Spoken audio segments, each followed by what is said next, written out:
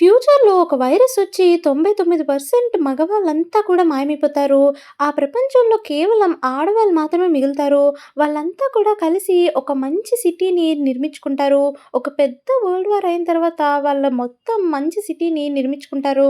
వాళ్ళ టైంలో మెడిసిన్స్ కోసం ఎనర్జీని జనరేట్ చేసుకుంటారు. అలాగే వాళ్ళు 150 సంవత్సరాలు బ్రతికేలాగా చేసుకుంటారు. 50 ఏళ్ళొస్తేనే ఒక అమ్మాయి అడల్ట్ అయ్యేలాగా కూడా నేర్పించుకుంటారు. మొత్తం అంతా కూడా అక్కడ ప్రపంచం ఏఐతోనే నడుస్తుంది. ప్రతిరోజు నిద్రపోయే సమయంలో వాళ్ళ హెల్త్ ఎలా ఉందో చెక్ చేస్తుంది. అలాగే వాళ్ళకి ఏ ఐటెమ్ కావాలంటే ఆ ఐటెమ్ తీసుకొని వాళ్ళు తినొచ్చు. వాళ్ళేసుకునే బట్టలు కూడా ఆ తగిన వాతావరణం బట్టి వాళ్ళకి బట్టలొస్తూ ఉంటాయి. వాళ్ళకసల ఆ ఫోన్‌తోనే పనుండదు. వాళ్ళ చేతికి ఒక రింగ్ ఉంటుంది. దాంట్లోనే వీడియో కాల్, బుక్స్ అలాగే మొత్తం అంతా కూడా గడిపేస్తారు.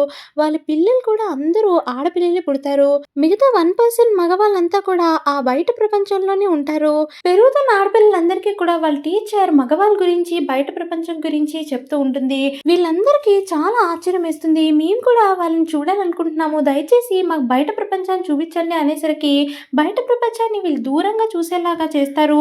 వీళ్ళు రింగ్స్‌తో మొత్తం ఫోటోస్ అన్నీ దూరం నుంచి తీసుకుంటూ ఉంటారు వాళ్ళని. ఆ బయట ప్రపంచంలో ఉన్న మగవాళ్ళెవ్వరికీ కూడా ఆడవాళ్ళ గురించి అస్సల గుర్తుండదు. ఎందుకంటే అక్కడ ఆడవాళ్ళే ఉండరు. కేవలం మగవాళ్ళు మాత్రమే చాలా తక్కువ మందుంటారు. వాళ్ళు చిన్న చిన్న క్యాండీస్‌కి కూడా చాలా ఆనందపడిపోతూ ఉంటారు. ఇంతలోపే వాళ్ళ బాస్ దిగుతాడు. బాస్ దిగి నాకు హాంబర్గర్ తినాలనిపిస్తుంది వెళ్లి తెచ్చు అనేసరికి అతను చెప్పిన మాట విని ఈ అబ్బాయి వెళ్తాడు.